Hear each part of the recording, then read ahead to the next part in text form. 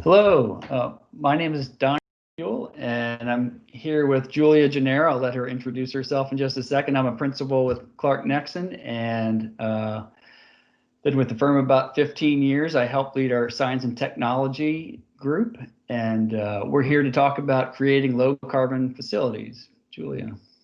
Thanks, Don. Julia Gennaro. I'm a senior architect with Clark Nexon. My focus is typically on higher education and commercial research facilities and educational facilities, and also on sustainability within those environments. Yeah. So yeah, we have a pretty interesting presentation here today, slightly different than most lab presentations, but we're excited to share it with you. This past year has been an interesting educational opportunity for ourselves and really upping our game in terms of creating low carbon facilities. So what we're doing today is breaking our presentation into three basic components. First, we're going to talk about why design for carbon, why is it important for architecture and specifically lab facilities. Then we're going to get into tools for counting. There's a lot to be learned in terms of software, thinking about our design process and how do we track carbon throughout the project. And then finally, we're going to give you some examples of reducing carbon in two lab facilities, one a renovation project and one a new project that we're finishing up construction documents right now that Julia's working on. So we'll go ahead and get started. So bear with us here. This is an interesting kind of background into the science about why it's so important to think about carbon, not just operational carbon, but also specifically in this case, embodied carbon. So when we think about carbon, I think it's important to kind of step back and actually think in the big picture. And when I say think big, I mean really big. So what we've got here is an interesting timeline of the whole timeline of the universe from the Big Bang all the way until today. And this is an interesting thing I found in a book I was reading by David Christian. It's called The Origin Story and a Big History of Everything. And David Christian is actually working with Bill Gates right now to create a science program for high school students. So this is a free program online. Anyway, the interesting thing that he shows in this timeline is that there have been 9 thresholds of increasing complexity throughout time, starting with the Big Bang, when stars light up and new chemical elements that happened like 14 billion years ago. And then like 10 billion years go by and really nothing happens. So it takes a long time for opportunities for life to exist. Then solar systems form, the Earth system formed 4.7 billion years ago. And the interesting thing is today, in the last, say, maybe 150 years, 3 more thresholds of complexity are happening with us right now. First, it's the appearance of our species. Well, that's actually a little bit ago. But and then in the last 100 years, agriculture, basically the modern day agriculture system, and then also the industrial revolution. So those are kind of 3 significant thresholds that are basically almost equivalent to these other key things throughout time. So looking at how this is shown is Carl Sagan's timeline. And I think this is an interesting analogy, basically showing if you were to show the whole evolution or the timeline of the universe from the Big Bang to now in compressed in 1 year's time, like if you used from January 1st up until now. Basically, the Big Bang's January 1st. It's not until September where the first cells appear. So it took so long to get to kind of life existing. And then we don't show up. Dinosaurs show up December 24th. On December 31st, that's when apes appear. The first humans start to walk upright, hour 21 to 24. So, 21 hours.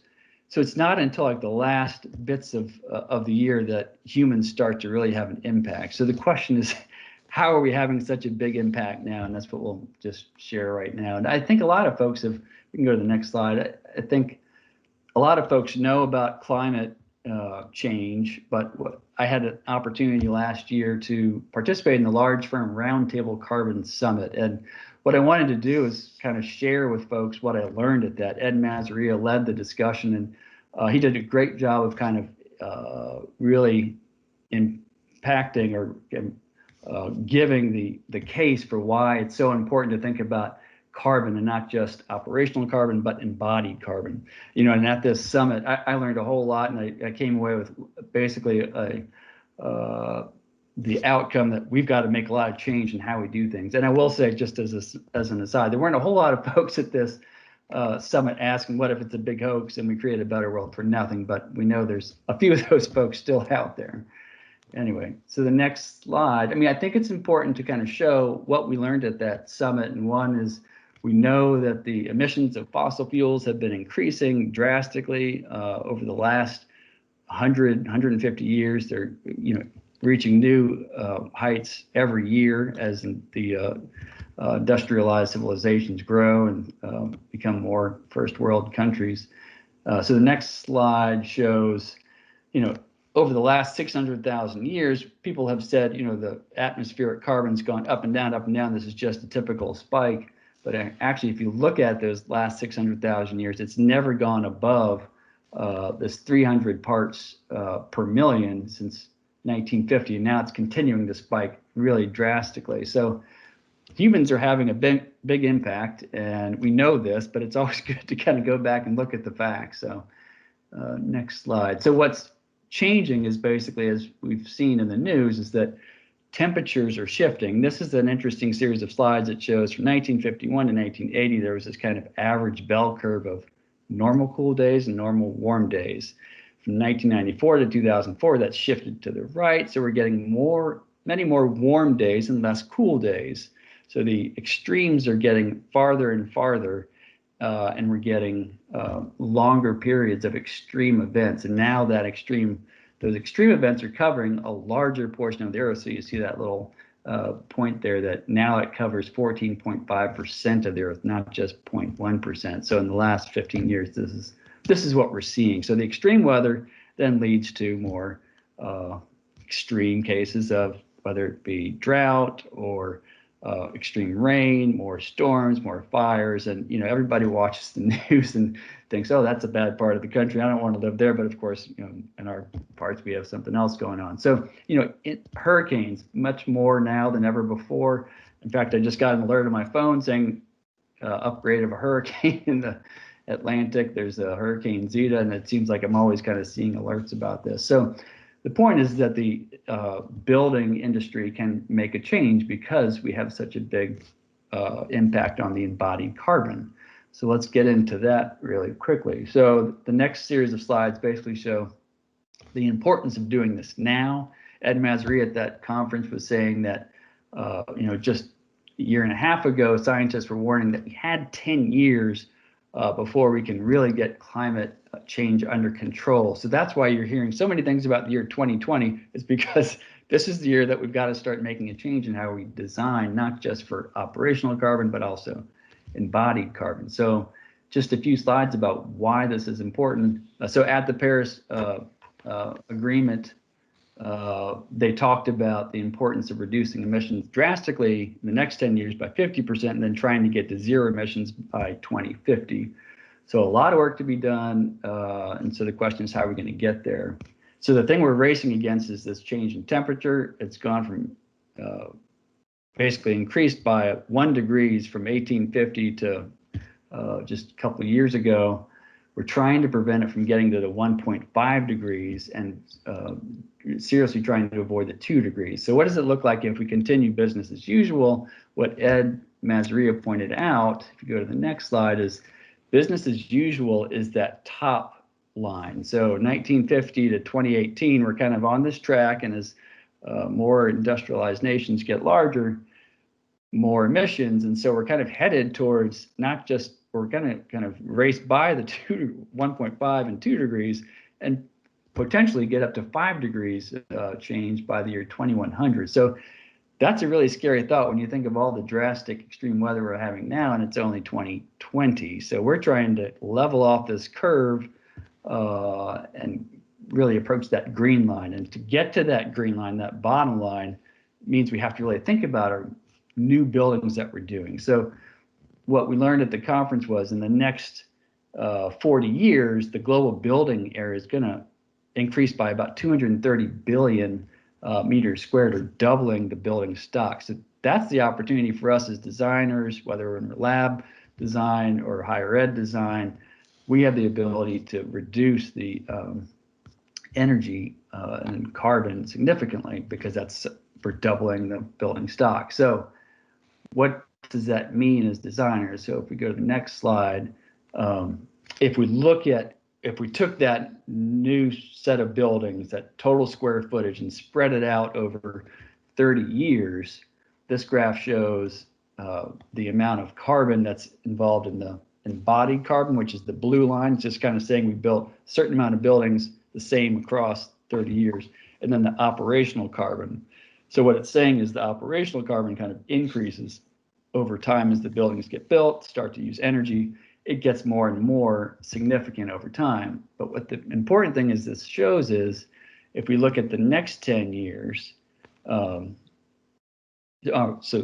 in 30 years, this shows 50% is involved in embodied carbon. But if we look at the next 10 years, I think the next slide shows it. Carbon is 28% because it's a smaller triangle portion, but the embodied carbon is 72%. So as designers, it's saying we've really got to think about the embodied carbon. It's always been something we kind of put off and really think, oh, it's just about regional materials and 500-mile radius and that kind of thing, recycled content. Now we're really saying if we're going to do some serious changes in the next 10 years, we've really got to get good at thinking about how we design for embodied carbon. So I think that covers most of the background of why carbon is important. So it's always kind of overwhelming. Well, gosh, how do I even begin to think about this? And Julie and I were just thinking, one of the best ways to think about it, and a lot of folks are thinking this, is it's a lot like counting calories. And, nobody wants to think about counting calories, but it certainly helps because you can look at a nutrition fact and realize, oh, this beautiful looking bacon cheeseburger is 590 calories. But if I chose to have something else that's maybe healthier, maybe I could have a plate of salad and it would only be 10 or 15 calories. So it's super helpful as human beings to think about how do I really make a good decision and choose something that's going to make us healthy. Same is true for buildings and the materials that we choose. So it's really important to think about what are the facts, the carbon facts, the nutritional facts of the materials, and ask ourselves how much embodied carbon is in that. And it really helps us think about choosing materials like bamboo and hempcrete and straw bale and wood as a future design palette and really focusing on that. And with that, I'm going to let Julia get into some of the tools that we're using now to count carbon. And this is really new stuff that we're really making a push. So hopefully we'll learn something from this. Thanks, Julia. Don. Yeah, so tools to count carbon. So kind of bringing up what Don was talking about, if we look at the overall CO2 emissions, around the world, between building operations and building materials, that's almost 40% of the CO2 around the world. But we already had talked about kind of the importance of buildings, but, we have a lot of ways that many of us in the design world already know for tracking building operations. We have tons of different modeling tools. These are just a few of them, but there seems like there's new ones every day that can plug in during advanced planning, all the way from advanced planning to the very end of construction and like post-occupancy services. But, there's a lot more tools than there used to be for actually tracking the embodied carbon of a building, but a lot of people are maybe not as used to those. So some of you in the audience may already be familiar with these, but we thought they would be helpful to show.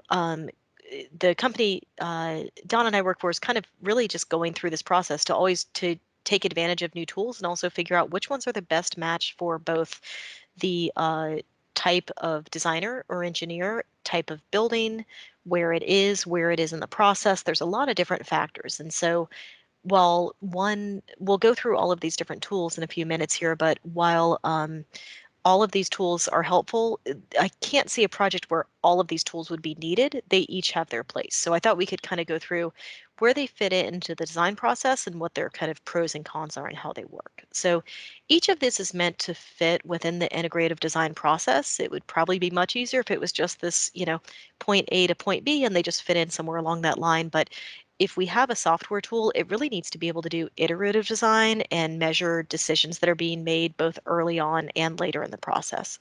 So we have a couple tools here, Tally, Beacon, and Athena, which probably could continue through the project, but really help with that integrative design process earlier in the project and kind of the big picture decision making.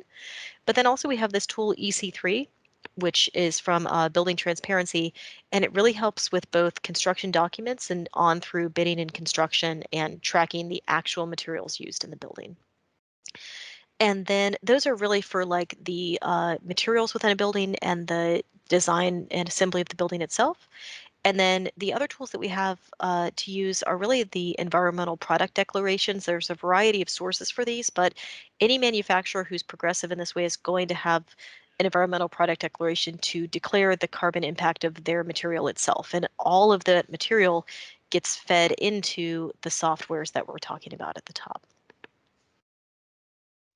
So something else to bring up before we kind of get into the individual materials is just kind of talking about the terminology of life cycle cost assessment and the embodied carbon footprint. So I think a lot of people know this term cradle to grave. So it's taking like a material through extraction all the way through manufacturing, building, using it, and even like tearing down a building in 50 or 100 years. The term cradle to gate is often used in embodied energy. That's talking about the material from when it's extracted through the manufacturing process, through almost like through the gate of the factory. So that means that we can start to look at some materials abstract from a specific project and more about the material itself. And then lastly, something helpful to note is when we talk about the embodied carbon footprint, we talk about it the same way we talk about operational carbon, which is the total building metric tons of CO2. The only difference from the operational carbon is that is like on an annual basis, and the carbon footprint for embodied carbon is kind of a lump sum that happens at the beginning of the project. So the first software we wanted to bring up is Tally. A lot of people have probably seen this before. It was developed by the architecture firm Kieran Timberlake. It is a Revit plugin. You can buy a license for it, but it can be a floating license to use within your firm. And it's made to either compare each material within a project or a total building analysis. And it really lends itself to developing different options within Revit and being able to compare them. So it's very nimble within the Revit process. And the idea of the Revit plugin is really that it can become kind of a seamless part of your project process. There's a really large range of building materials. I did not include the entire legend here, but this is an example they have from their website, and you can see the different colors. That really goes through the entire specification section. So it really goes through really your entire project assembly. And then these design options, you can do design options to compare. In this case, baseline is concrete tilt-up, and option 2 has a little bit more has a slight modification to that original assembly. So you can compare design options from a Revit model as well, and then go ahead and choose one and already have it in your model. So that's a really nice tool to be able to use, and that's obviously earlier in the design process. Mainly for architects, but it does, sorry, I'll go back, it does consider concrete and steel as well. Now, the Beacon software, this is actually designed by structural engineering firm Thornton Tomasetti. It's also a Revit plugin. It is free. Its focus is really on structural systems. So it also can help with iterative design options, but it really focuses on structure. So you can see here in the comparison, they're talking about different decisions that may be made for specifications. And then similar to a lot of the other softwares we'll go through, they really pull apart the different design components. So you can see that at the bottom. So that something we'll talk about more later on is really developing a sense of priority with these systems. So if someone is getting an analysis like this one right here, for a structural engineer, it really helps them realize, where do I want to put my energy for modifying my design and specification? It's probably in the floor and the wall. You may find some savings in the column and framing, but no matter how much work you do in those areas, it will never kind of become the kind of carbon impact that you would like to see in the building and the big opportunities. For each project, there's only so much time really you have to work with these things. So really creating a sense of priority is important. Another option is the Athena Sustainable Materials Institute. This has been around for a while. It is not a Revit plugin, it's an independent model, but it's also a really large database of environmental product declarations. It's also a little bit different in that this is an actual institute. They offer consulting services and will develop assessments of projects for you. But there's a really large database there and tools that can be used. Also interesting that it can be used for transportation projects, not just buildings. And if you think about the idea of concrete, overpass or structure or highway, there's a huge carbon impact to that could be addressed. For a firm like Donna and I work at, there are transportation planners, and this seems like a good tool for that. One interesting thing about the Athena software as well, this is an example from their website, but because it's so big picture, there's an opportunity to not just see things material by material, but actually compare decisions to be made on older facilities to say, what's a better carbon footprint? Is it to actually take an older structure and provide efficiency improvements to that structure? Or is it better to actually demolish it and create a completely new structure that could be a lot more efficient? So it can weigh those two options and kind of think big picture about it. So that's different from the other two, but a pretty interesting opportunity. So those are more of on the design side. And then moving to EC3, this is from the Building Transparency Group. EC3 really focuses more on construction document and construction tracking and optimization. So EC3 is also a free Revit plugin. It really starts to pull apart the building both by the quantity of a material and the quality of material. And you can see this kind of pretty graph off to the side here. We'll blow that up in a second so you can really see the opportunities. But the idea is that it creates this flow diagram starting from much smaller decisions to how those things add up in the big picture.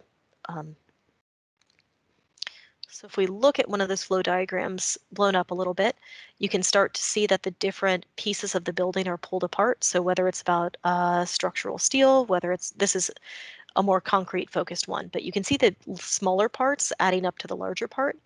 And then that little hatch is telling you kind of, what the baseline is and also where the EC3 software thinks there are opportunities.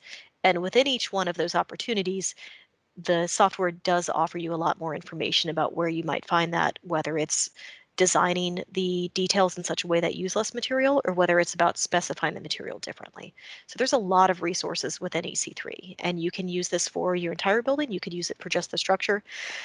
You can also use it for tracking during construction. So, we may have sometimes a certain material we specify. If something else gets substituted, the environmental product declaration of that material itself can be plugged into EC3 to keep track of the true performance of the building. So environmental product declarations, I've alluded to these a few times. This is not a software, obviously, but it is a really large resource. So the same way when you're working on a lead project and you have an environmental product declaration that would help you know the recycled content or the regional content. Environmental product declarations also can address the embodied carbon of a material. So there are standards for this. You can see those on the side for the ISO or EN numbers.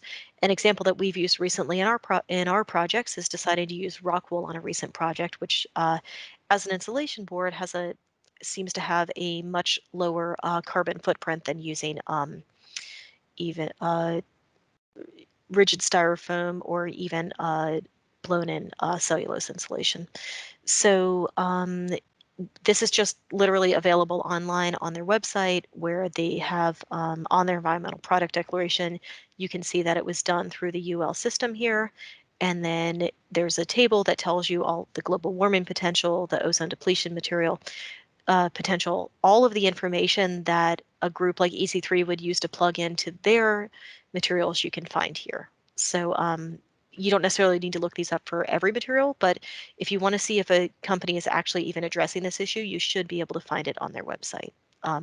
There's not necessarily one singular way for a company to create an EPD, but you do want to, I think they do go through these regulations to determine that, but you can look in each manufacturer.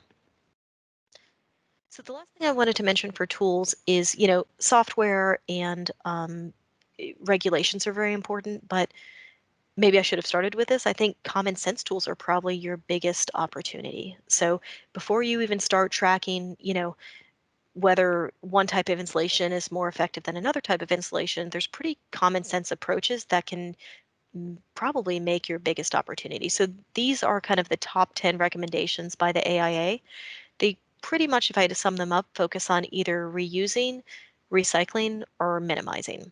And a nice example here is that in one example, the overall out of an overall building footprint, almost all of it is concrete and steel. So if there's an opportunity to reuse an existing structure and not have to build new concrete and steel, that's going to save almost 2/3 of the footprint of the building. And then, as you're working through interiors and you're seeing carpet, ceiling tiles, gypsum, those are important pieces of the puzzle, but they're not going to drive the big picture footprint of the building. So we also have a slide at the end that shows all of these links for all these resources if anyone's interested. Yeah, that's great, Julia. Thanks so much. I think that last slide was really important because it really gets at, where do you spend your time, in this observation that the structure can be anywhere between 50 and 60% of the embodied carbon. That's where you really should spend a lot of your time. And fortunately, that's actually leaning on the structural engineers, so you can rely on them to really maximize the efficiency and really think about what's the best material for the structure, whether it's concrete, steel, or wood. So the other components are maybe 30% are in the envelope and 20% are roughly in the interior finishes. So the next section that we're going to get into is how we've started to use all these different tools. Julie went through a bunch of different tools for counting carbon. And so the question now is, how do we start to integrate this into our practice? And I'll be honest with you, we are figuring this out as we go. And I think everybody's just realizing, wow, we just kind of figure out how to really get good at operational carbon. Now we're really diving into this whole new world, a whole new set of software. And you've got to basically identify who are your carbon experts, who are going to be the champions of these different types of software. And in our office, actually, Julie is leading our embodied carbon group. We're both kind of spearheading the 2030 challenge and working on that, but we've just signed up for the embodied carbon challenge. And so we're starting to kind of designate different software gurus in each of the offices. So let's get into this first project. And speaking of reusing a building, this is a great project to show, and it was a great one for us to test out the different software because it is an adaptive reuse project. It's a project for the University of Virginia on their WISE campus in the western part of Virginia. Really interesting project in the mountains there. It had an existing concrete structure. We can go to the next slide. That basically was a conglomerate of two different structures, one from 1966, one from 1996.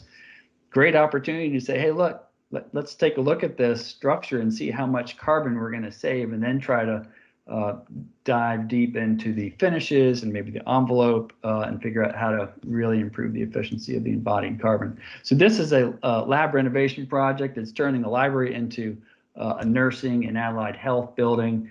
The first floor is a series of biology and nursing, shared spaces, student spaces, offices.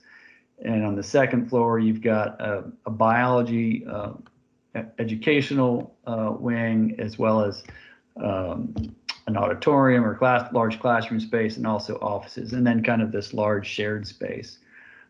So what we were first interested in looking at is the kind of two key components of what makes up most of the embodied carbon. The first is the structural system, which we know we're going to save a lot on. And then next, if we were to reskin the envelope, how would we do it in such a way that it really minimized the carbon footprint? So the first thing we did was we took a look at tally and did a tally analysis of the existing structural system. This is the kind of output you get. It's really wonderful because it kind of breaks it down into the different elements of the life of a material, from product, transportation, maintenance, end of life, and then module, the ability to kind of recycle. And what it shows is that the reinforced concrete, biggest weight, also biggest embodied carbon. So it's nice that it breaks it down by color, and you can see where to kind of target your efforts if it were to be a new structure. So the next slide. Oh, and I should say that the embodied carbon showed, can you go back one slide? Sure. It showed tally was 808 metric tons of carbon. So it's really important to start to think of what does it mean to have 800 metric tons, and how does that compare to a smaller building or taller building? So you get a sense of the metrics, or the kind of the quantities of what metric carbons is like. That's equivalent to about 94 homes energy use for a year. So that's a great savings by just reusing the structure. We totally eliminated that energy use or the impact on the environment by using that structure. So next slide shows the EC3 analysis. As Julia was saying, this is the kind of tool you'd use in the CD phase when you're really trying to fine tune each of the different components of the building. And what this showed was, if it were a new building, we could have saved like 55% in the steel, maybe 50% in concrete by how you specify it, detail it, and also 55% in rebar. It also gives the kind of range of the kind of worst case scenario, which is 903 metric tons, to the best case scenario, which is 400 metric tons. So we're thinking that the saving the structure was somewhere in the neighborhood of 700 to 800 metric tons, but because they probably didn't maximize the efficiencies of these different elements.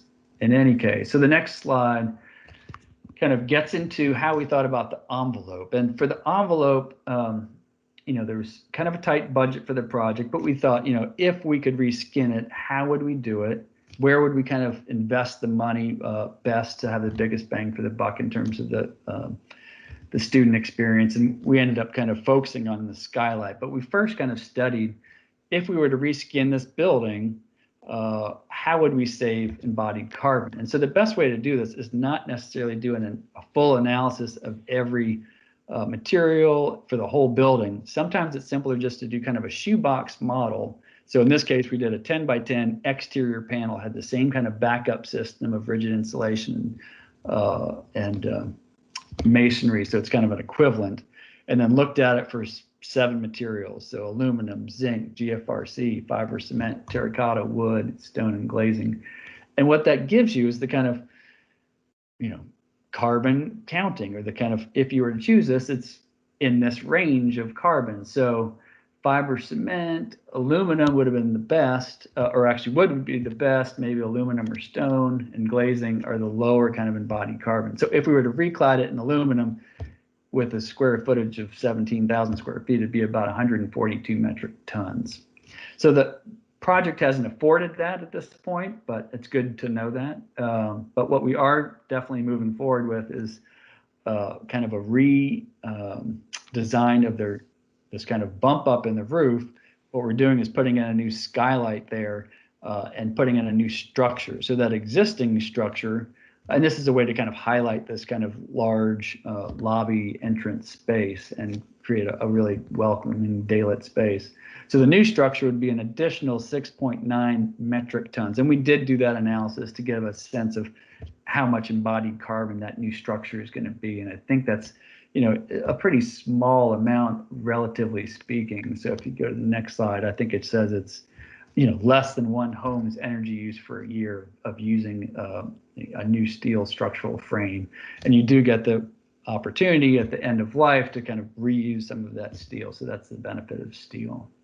So that's using tally. And I think these next images just show, 20% is going to be the finishes, but we haven't taken a deeper dive into that, honestly, but we've instead just thought about what materials would be the least embodied carbon impact. So we're making wood the main feature because we know that has almost a negative impact because it does have carbon sequestration properties. And we're recladding the kind of main biology instructional space with wood, as well as kind of framing that new skylight. So that becomes kind of a feature, bringing in the daylight, and then having the wood be that kind of signature material. So you don't have to model everything is the point, just kind of focus on the big things like the structure and the envelope. And I'll let Julia talk about a new project that she's working on right now. Sure, thanks, Don. So yes, so this is also a teaching lab facility. It is different though because it's a new facility, and it's teaches biotechnology. So the facility is roughly 33,000 square feet over 3 floors.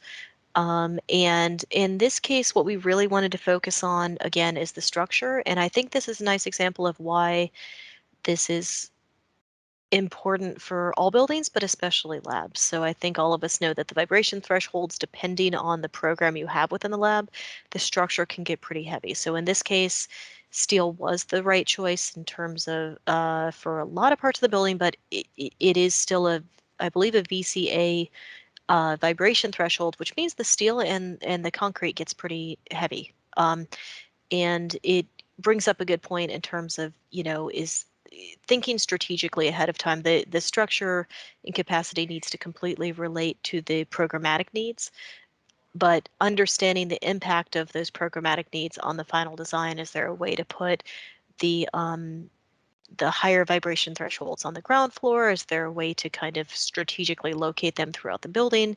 Are there other ways to approach them? Because the amount of steel and concrete can get pretty heavy. So in this case, this does have for a new facility, it's got about 688 metric tons of carbon for the tally analysis, 80 homes energy use for a year. One thing I will notice about this building that doesn't really fit in within an analysis, but there is some shell space in this building. And so one of the ideas of approaching the embodied carbon here is knowing that the program will be growing very rapidly, but that there may be an opportunity to both save money for the owner and save on the carbon footprint by making that square footage part of the initial construction and not having to come back and build another building when they grow, and some efficiency to that. So if you look at this chart from Tally on the right hand side, you can see the kind of rose and red color there. The concrete and metals really are the major portion of the structure. So it's the weight of the concrete is much greater than the metal, but the metal is actually a little bit more embodied carbon than the concrete. So for someone like myself who's an architect and not a structural engineer, that could feel a little bit counterintuitive, but it actually is a good reason why it's so helpful to have this kind of tracking tool.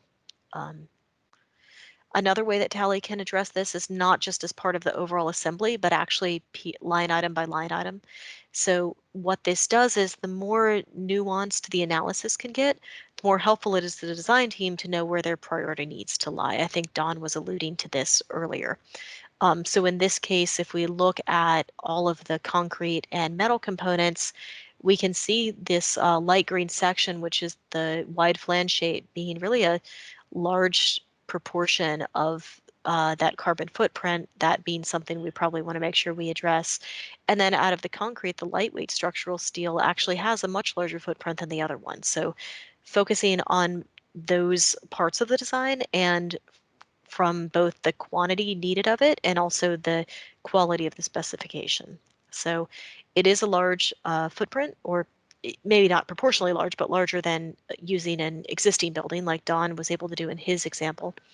But in this case, what's nice about, we worked through it in Tally, but then also EC3. When you look at EC3, you see a lot of opportunity for change. So within the steel and the concrete, between the two of them, you could see roughly more than 50% reduction in both for the carbon footprint. And so what Tally does is it lets us start to address different parts of that, whether it's, like I said earlier, how much we use of it, or whether it's how we specify it. Are we optimizing the use of Portland cement? Could we inject carbon into it? Could we have an aggregate that makes it more sensitive? And can we work with different suppliers on those specifications? So all of that information, as it's worked through, can be plugged back into EC3 and back into Tally to determine if we can optimize the kind of savings that they see as feasible. So it really can be something where you don't have to run one model, make all your changes, and then run it again. It can be something that's just constantly becomes part of your cycle. And having both of these systems as Revit plugins mean everything that gets updated in Revit happens automatically for the tracking system. So there's a lot of opportunity there, and in a way that can feel seamless with your typical process. Um, Don mentioned as well the importance of checking the envelope. So in this case, excuse me, in this case, our kind of primary building materials will be commercial fiber cement, masonry, and glazing, and just kind of comparing the same way he did before. You don't have to study the whole building, just take kind of a 10 by 10 panel with the right proportions and figure out whether you're making decisions that are greatly negatively impacting the carbon footprint or, optimizing it. So I don't know necessarily as an architect that I would design specifically for the lowest carbon footprint, but I would definitely take into account if I'm seeing that precast concrete greatly outweighs the carbon footprint of these other pieces that may not be the right fit for the project. So there's a lot of tools there as well. Don, do you want to go over the carbon resources? Well, just to say that we've included these in our presentation and given you links. I think these are kind of useful resources for you moving forward.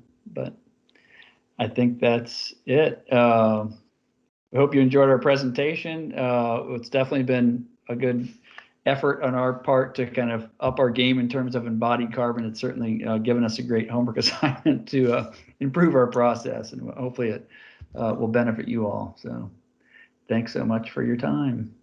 Thank you.